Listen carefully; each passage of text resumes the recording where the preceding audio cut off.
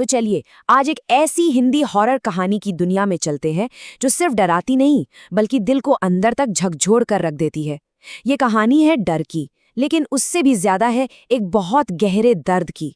कहानी की शुरुआत ही होती है एक ऐसे सवाल से जो रोंगटे खड़े कर दें। ये सिर्फ एक सवाल नहीं है, ये उस रहस्य की पहली परत है जो हमें एक ऐसी दुनिया में खींच लेती है जहां मौत भी एक माँ की ममता को मिटा नहीं पाती। तो कहानी हमें ले जाती है बेलपुर नाम के एक छोटे से गांव में। ऊपर से देखने में तो ये गांव बड़ा आम सा लगता है, लेकिन यहीं के एक घर में रह रही थी अंजलि, जिसकी अपनी जिंदगी किसी बुरे सपने से कम नहीं थी। सोचिए, 8 साल अंजलि के लिए शादी का मतलब घर नहीं बल्कि एक कैदखाना था। रघुवीर के घर में शादी के पहले ही हफ्ते से उसे बहू का दर्जा नहीं बल्कि एक गुलाम की जिंदगी दी गई थी। हर दिन उसका जुल्म और तानों के बीच ही गुजरता था। और ये जो जुल्म था ना, वो लगातार चलता रहा। और उसका सेंटर पॉइंट क्या था? बस एक बात, कि वो मां नहीं बन पा रही थी। और यही शब्द धीरे धीरे उसकी पहचान बन गए। सब कुछ शुरू हुआ इस एक ताने से, ये तो बांझ है। पहले ये कानापूसी थी, लेकिन धीरे धीरे यही आवाज हर जगह उसका पीछा करने लगी। जैसे समाज ने उसे एक नाम दे दिया हो जो उसकी अपनी पहचान को ही धीरे धीरे खत्म कर रहा था। और ये शब्द थे खुद उसके पति रघुवीर के। वो उसकी तकलीफ कम करने की जगह इस जुल्म में बराबर का शरीक था। उसकी बातों में हमदर्दी का तो सवाल ही नहीं था, सिर्फ एक बेरुखी थी, एक क्रूरता थी। और रही सही कसर पूरी कर देती थी उसकी सास। वो ये बात जानबूझकर जोर से बोलती थी ताकि आस पड़ोस वाले भी सुने। ये एक तरीका था उसे सबके सामने जलील करने का, उसे बिल्कुल अकेला महसूस कराने का। देखिए, कोई 1-2 दिन की बात नहीं थी। ये जुल्म का एक लंबा सफर था जो करीब करीब 10 साल तक चला। पहले साल में उसके साथ गुलामों जैसा बर्ताव होता था। तीसरे साल तक आते आते वो कानाफूसी, सीधे सीधे ताने बन गए। 5वें साल में तो हद हो गई, जब उसके शराबी पति ने उस पर हाथ उठाना शुरू कर दिया। और 8वें साल तक उसकी जिंदगी सिर्फ दर्द और एक टूटी हुई उम्मीद के सहारे कट रही थी। लेकिन फिर 8 साल के इस घने अंधेरे के बाद कहानी में एक रोशनी की किरण आती है। अंजलि को पता चलता है कि वो माँ बनने वाली है। उसे सच में लगा कि शायद अब सब ठीक हो जाएगा, ये बच्चा उसकी जिंदगी बदल देगा। पर देखिए, एक ही चमत्कार की 2 अलग-अलग हकीकतें थी। एक तरफ अंजलि की उम्मीद थी, जो सोच रही थी मेरे अंदर एक जान है, अब सब ठीक हो जाएगा। और दूसरी तरफ उसके परिवार की सोच, जो बिल्कुल साफ थी, हमें सिर्फ वारिस चाहिए, तू तो बस एक जरिया है। मतलब उसकी सारी उम्मीदें, सारे सपने एक पल में चकनाचूर हो गए।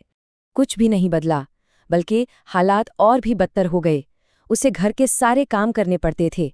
उसे भारी भारी पानी के घड़े उठाने को मजबूर किया गया। खाने को मिलता था तो बस बचा खुचा, और कई बार तो वो भूखी ही सो जाती थी।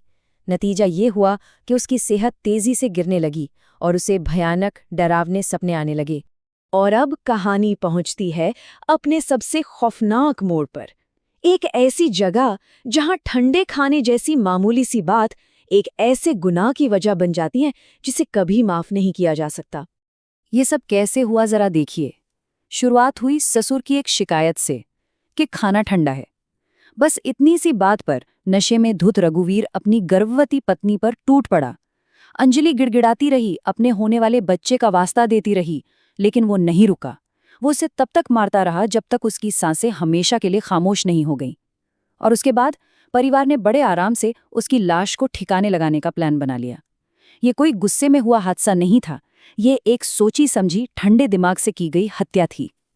और सबसे दर्दनाक बात यह है कि मरते हुए भी उसका आखिरी काम था अपने पेट को बचाने की कोशिश करना, उस बच्चे को बचाने की कोशिश करना जिससे वो कभी मिल ही नहीं पाई।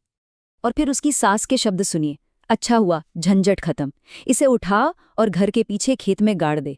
इन शब्दों में पछतावे का एक कतरा भी नहीं है, सिर्फ एक ठंडक है अपने गुनाह को छुपाने की। तो अंजलि को चुपचाप दफना दिया गया। परिवार को लगा कि उन्होंने उसके वजूद का हर सबूत मिटा दिया है, लेकिन वो एक माँ के अधूरे प्यार की ताकत को शायद समझ नहीं पाए। उसकी आत्मा उन्हें इतनी आसानी से भूलने नहीं देने वाली थी। तो अब कहानी में डर दस्तक देता है। कुछ हफ्ते बीतते हैं और रात के सन्नाटे में एक आवाज सुनाई देने लगती है। एक सवाल जो हवा में तैरता है, ये हवा में कैसी आवाज है? ये आवाज थी एक छोटे बच्चे के रोने की, हल्की लेकिन इतनी साफ कि उसे नजरअंदाज नहीं किया जा सकता था। और यही आवाज हर रात उस घर में गूंजने लगी। और देखते ही देखते ये डर घर की दीवारों को लांघकर पूरे गांव में फैल गया। और फिर अजीब अजीब घटनाएं होने लगीं। गांव वालों को एक औरत पेड़ के नीचे रोती हुई दिखती। परिवार को घर में दर्द भरी चीखें सुनाई देती। ससुर ने तो एक रात आंगन में अंजलि को एक बच्चे को गोद में खिलाते हुए देखा। और रात में उनके कमरे में एक बर्फीली मौजूदगी महसूस होने लगी। अंजलि का गुस्सा, उसका दुख अब एक भयानक रूप ले चुका था। और फिर एक सुबह वो तीनों अपने कमरे में मरे हुए पाए गए। कमरा अंदर से बंद था और उनके चेहरों पर खौफ जमा हुआ था।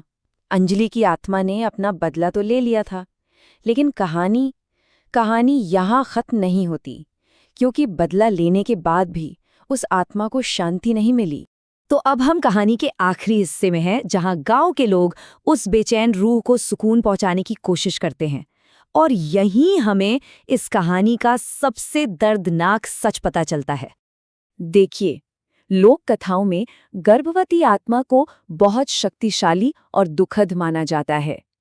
ऐसा इसलिए क्योंकि वो आत्मा दुनिया से नहीं, बल्कि अपने अजन्मे बच्चे के अधूरे प्यार से बंधी होती है।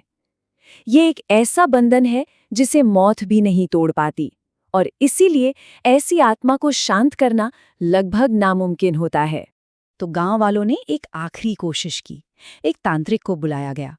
अंजलि के शरीर को जमीन से निकाला गया और पूरे रीति रिवाज के साथ उसका अंतिम संस्कार किया गया, जो उसे जीते जी कभी नसीब नहीं हुआ।